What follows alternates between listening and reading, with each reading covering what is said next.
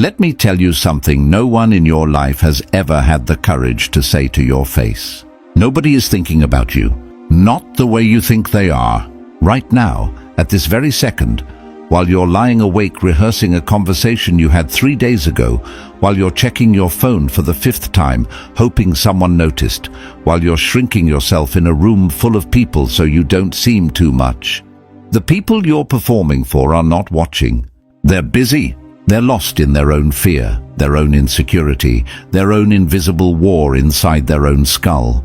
And here is the brutal, liberating, earth-shattering truth that Stoic philosophy has been trying to hand you for over 2,000 years. The moment you truly understand that nobody is watching as closely as you think, that is the moment you finally become free. This is not a video about becoming cold. This is not a manual for isolation. This is not permission to become numb. This is a reckoning. This is the philosophical equivalent of someone grabbing you by the shoulders, looking you dead in the eye and saying, "Stop spending your one and only life auditioning for an audience that isn't even paying attention." You have been giving away the most precious thing you own, your peace of mind, to people who will not remember what you wore last Tuesday. You have been hemorrhaging your mental energy, trying to manage the perceptions of people who are too consumed with managing their own. And the Stoics, Marcus Aurelius writing alone in his war tent, Epictetus speaking in chains, Seneca facing the order of his own execution, they all arrived at the same radical conclusion. Your worth is not a number to be tallied by others. It is a fire that burns from within. So if you've ever felt invisible and then punished yourself for wanting to be seen, this is for you. If you've ever stayed in a room too long, laughed too loud, or apologized too much, this is for you. If you've ever made a decision based on what people might think instead of what you actually believe, this is for you. Stay until the end, because by the time we're done, you will not see yourself or the people around you the same way ever again. Before we get into the philosophy, before we hand you the Stoic tools, we need to do something first. We need to name what's actually happening, because most people who come to videos like this already sense the problem. They feel the weight of it. They know something is wrong with the way they're living, always watching themselves, always editing, always performing for a crowd that didn't ask for the show. But they haven't been told the truth about it yet. Not the comfortable version, not the therapeutic softening, the actual unvarnished truth about what this pattern is costing you, where it comes from, and why most people never break free of it. So that's where we start. 5 truths, the kind that sting going in and heal going out. Let's go. Truth 1. Most people who judge you have not solved their own life. This is not an insult. This is a map. The person who has the most to say about how you're living your life is almost always the person who is most at war with their own. Judgment requires distance. And the people who spend the most energy watching you from across the room are the ones who are least capable of looking inward. The damage this causes: you take their criticism seriously. You let it land. You adjust your course based on the commentary of people who have no qualification to advise you. The Stoic solution: ask not what they think of you. Ask what their life reveals about the quality of their thinking. Then weight their opinion accordingly. You would not take medical advice from someone who had never studied medicine. Do not take life advice from someone who has never studied how to live. Truth 2. The people pleaser is the loneliest person in the room. There is a particular kind of suffering that comes from being surrounded by people who like a version of you that doesn't exist. You have performed so long, adjusted so consistently, curated yourself so carefully, that the warmth you receive is directed at a character, not at you. This is the invisible tax of people-pleasing. You get the approval you worked for, and it still feels like nothing, because it was given to a mask. The damage: you can be in a room full of love and feel completely alone, because none of the love is actually landing on you. The Stoic solution: Choose authentic rejection over inauthentic acceptance. It sounds terrifying. It is at first. But one person who sees you clearly is worth more to your inner life than 1,000 who applaud the performance. Epictetus said it plainly. It is impossible to begin to learn that which one thinks one already knows. You cannot receive real connection while pretending to be someone you are not. Drop the character. Find your people. Truth 3. When you stop needing their validation, their power over you dies. This is the one most people discover too late and wish they had known sooner. The person who has been making you feel small, inadequate, unseen, their power is not inherent. You lent it to them. The moment you stop needing their approval, the loan comes due and the dynamic collapses. The damage it does before you realize this. You remain in situations, relationships, workplaces, family dynamics, long past the point they serve you, because some part of you is still trying to earn something that isn't coming. The Stoic mechanism, amor fati, love of fate, acceptance of what is, which includes the acceptance that some people will never see your value, not because it isn't there, but because they are not equipped to recognize it. The moment you fully accept that their validation is never coming and that you don't need it, is the moment the cell door opens. You were never locked in. You just stopped walking out. Truth 4. Your sensitivity is not the problem. Your misplaced sensitivity is. You are not too sensitive. You are too sensitive to the wrong things. Feeling deeply is not a flaw. It is a form of intelligence. The capacity to be moved, to be troubled, to be lit up by beauty, or broken open by injustice. This is the full operation of being human. The problem is not that you feel. The problem is where you are directing that feeling. You are spending profound emotional sensitivity on things that do not deserve it. A stranger's glance, a casual comment, a social media metric, and leaving yourself numb and depleted for the things that actually matter. The Stoic practice here is triage. You do not eliminate emotion. You sort it. You ask, does this deserve my emotional energy? Is this proportionate to what I'm feeling? Seneca wrote, "We suffer more in imagination than in reality."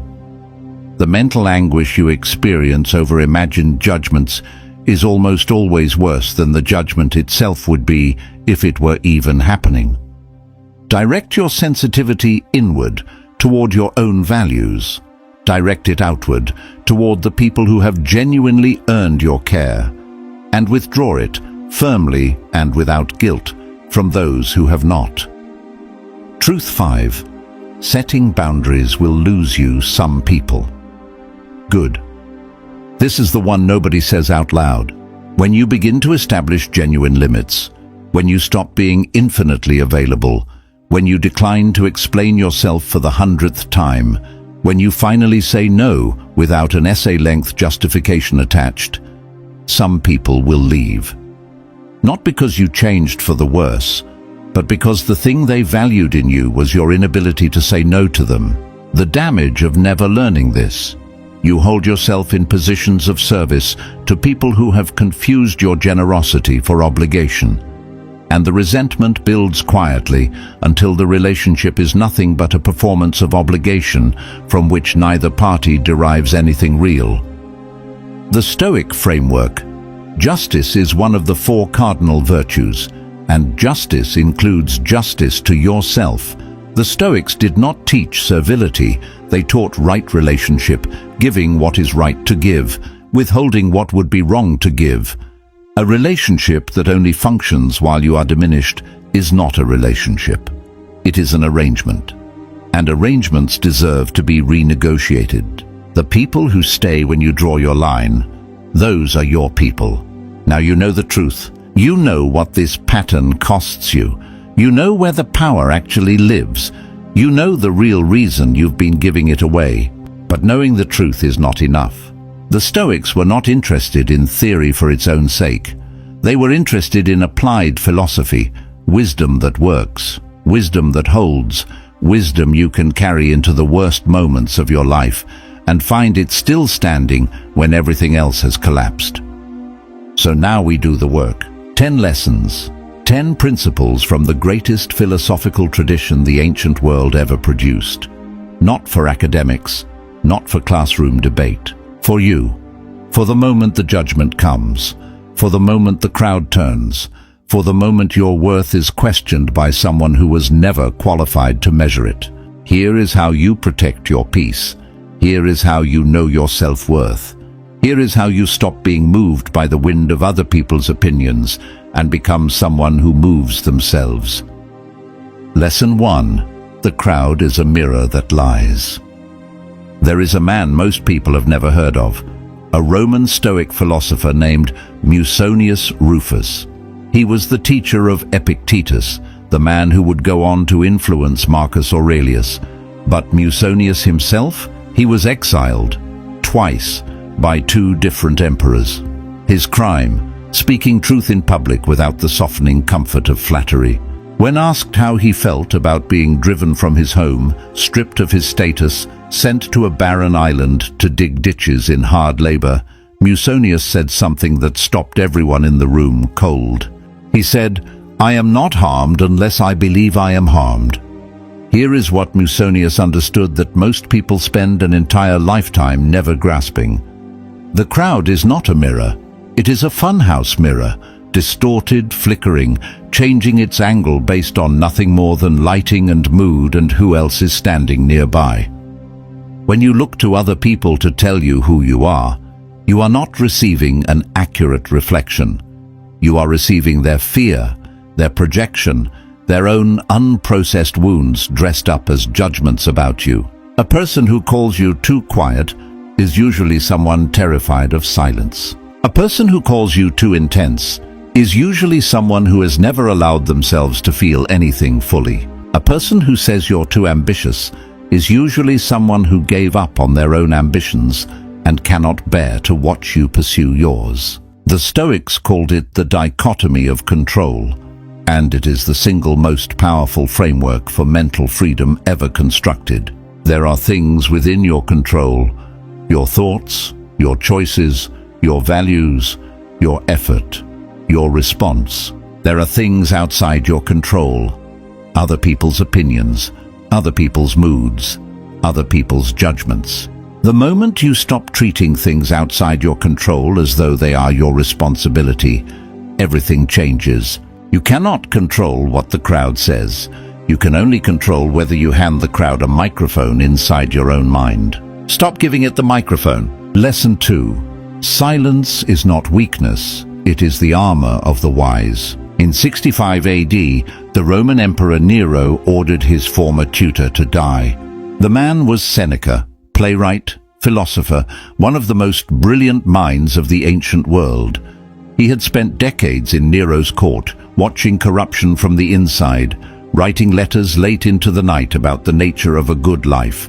And when the order came, when the soldiers arrived at his villa, Seneca did not beg, he did not collapse, he did not scramble to explain himself to people who had already decided.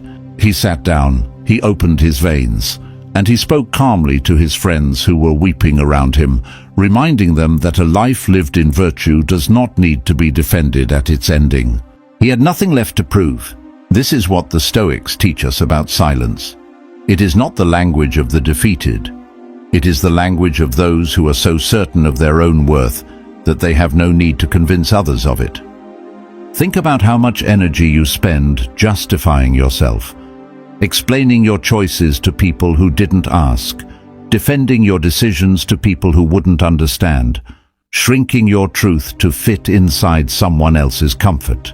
The Stoic principle here is called hegemonikon, the ruling faculty, the idea that your inner mind, your rational governing center, is the highest authority in your life, not your mother's opinion, not your colleague's raised eyebrow, not the comment section. When you truly inhabit your own ruling faculty, when you become the sovereign of your own mind, you stop needing to explain yourself to every passerby.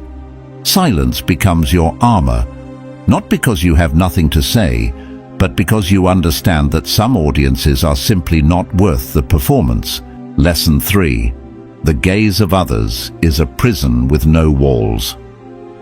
There is a concept in modern psychology called the spotlight effect, the documented, scientifically verified cognitive bias where human beings dramatically overestimate how much other people notice them. Researchers have tested this repeatedly. They will have someone walk into a room wearing a mildly embarrassing t-shirt. The person is certain everyone noticed.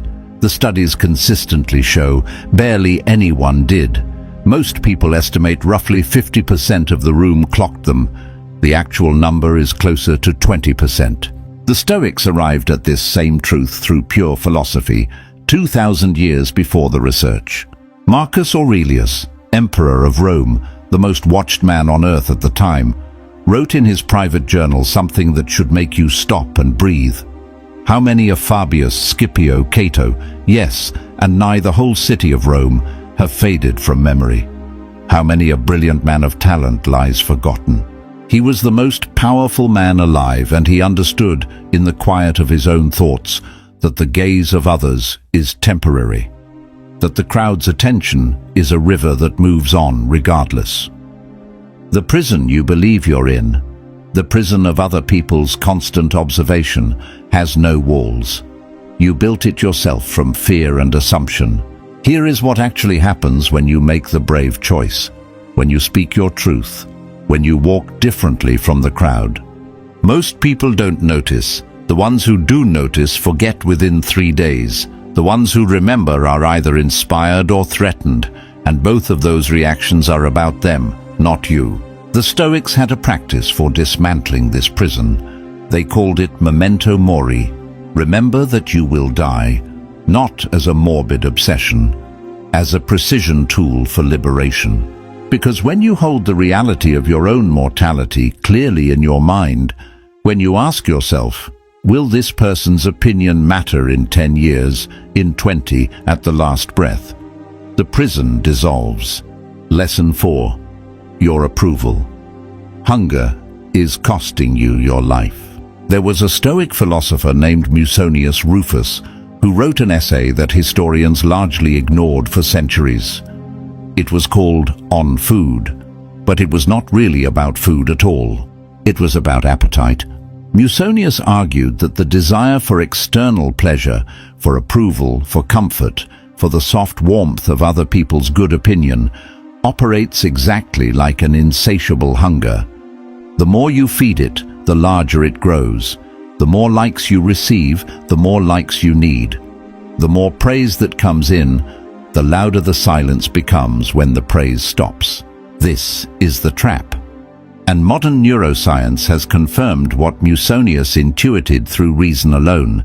The brain's reward system processes social approval through the same pathways as chemical addiction, a hit of validation, a withdrawal into anxiety when it stops. You are not weak for wanting to be seen. That desire is ancient and human and real, but you must understand what it costs you when it runs unchecked. Every time you change your opinion to match the room, you lose a piece of your own voice. Every time you don't say the thing you actually believe because you're afraid of judgment, you practice silence when you should be practicing courage.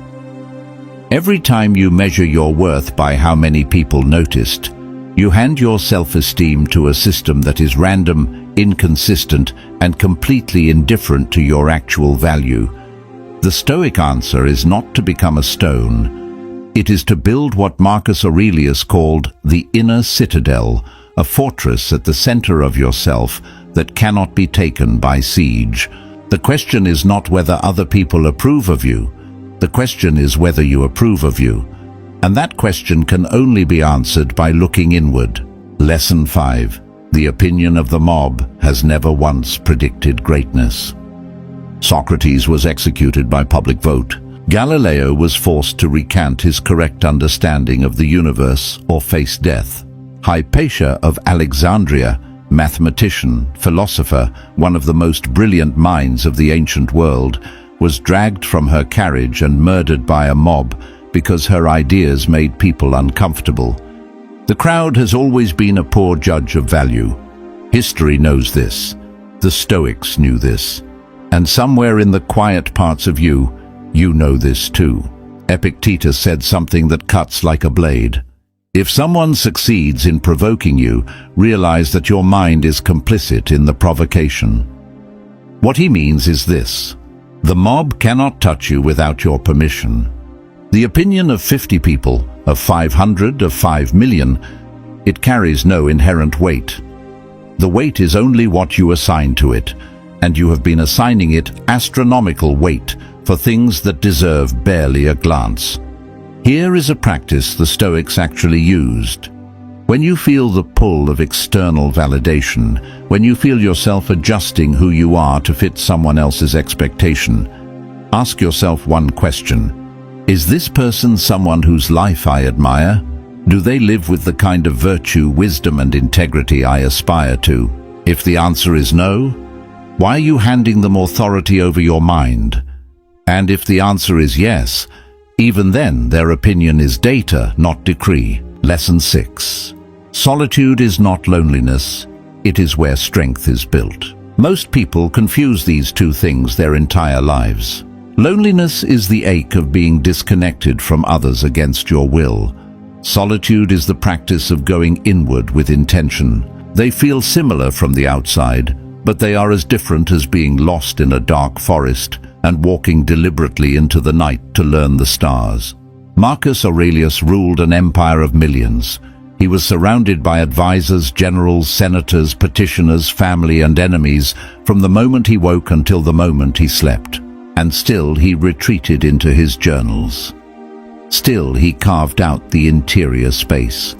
Still he wrote the words that would become the meditations, not for publication, not for legacy, but for himself, as a daily practice of returning to his own center. He understood something crucial. A man who cannot be alone with himself is a man at the mercy of everyone else. If you cannot sit in a room with your own thoughts without reaching for your phone, without turning on background noise, without finding some external stimulation, you are not at peace with yourself. You are running from yourself.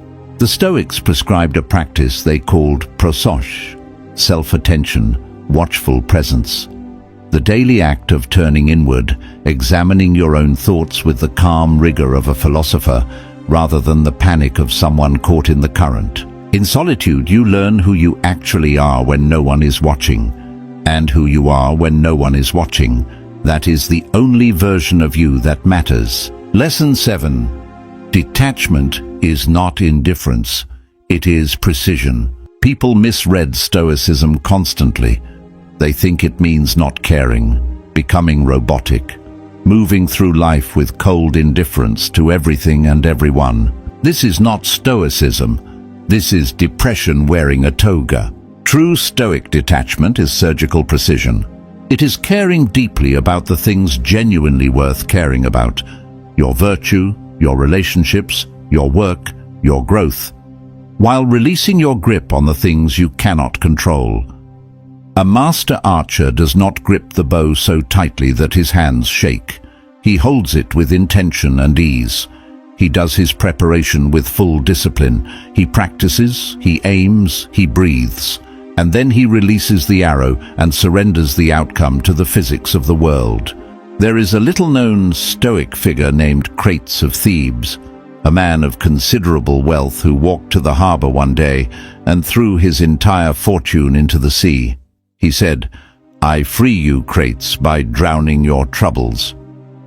He spent the rest of his life as a wandering philosopher, materially destitute, by all public measures a failure, and by his own account, the happiest man he had ever known. Crates was not indifferent. He loved life deeply. He was simply precise about what deserved his emotional energy. Be moved, but do not be controlled. Care, but do not be consumed. Lesson 8. The truth about what other people think of you. Most of the people whose opinions you are managing, the ones you're performing for, shrinking for, editing yourself for, are not thinking about you at all. They are thinking about how they are being perceived. They are managing their own performance, worrying about their own judgment in the room. You are both on stage, watching each other's performances, each convinced the other is the audience. The philosopher Zeno of Citium, the founder of Stoicism, described the social world with precision. He said that our tendency to seek approval is rooted in a fundamental error, the belief that we exist in other people's minds the way we exist in our own. We don't. You live in your own mind in full 4K surround sound, with emotional commentary and a complete archive of every memory. You are the protagonist of an epic you've been narrating since you were born. To everyone else, you are a supporting character. Occasionally relevant, mostly background, frequently forgotten between scenes. This is not cruel. This is simply the nature of human consciousness. And when you internalize it, when you truly feel it rather than just intellectually acknowledge it, the performance anxiety dissolves. The desperate need to be understood lifts. Because if no one is watching as closely as you thought, you can stop rehearsing. You can simply be. Lesson 9. Build your inner citadel before the storm arrives. Marcus Aurelius wrote about the inner citadel, the fortress at the center of the self, that no external force could breach. He did not build that fortress when things were easy. He built it when he was a student, long before he became emperor, in the years when philosophy was still theory and life had not yet tested it. This is the lesson most people learn too late. You cannot build resilience during crisis. You build it in the quiet before the storm, so that when the storm comes, and it will come, you have somewhere to stand. The practice is not complicated, but it demands consistency. Every morning, before the world gets access to your attention, you return to your values. You remind yourself who you are, not who the world wants you to be. You ask, what is truly important today? What would a person of virtue do in my position? Every evening you review, not to punish yourself for failures, but to understand them. To close the day not with guilt, but with wisdom extracted from the hours just lived. And in the moments when someone's judgment threatens to breach your walls, you do what Epictetus taught. You pause, you breathe, you ask, is this within my control? If yes, act. If no, release. It is not more complicated than that.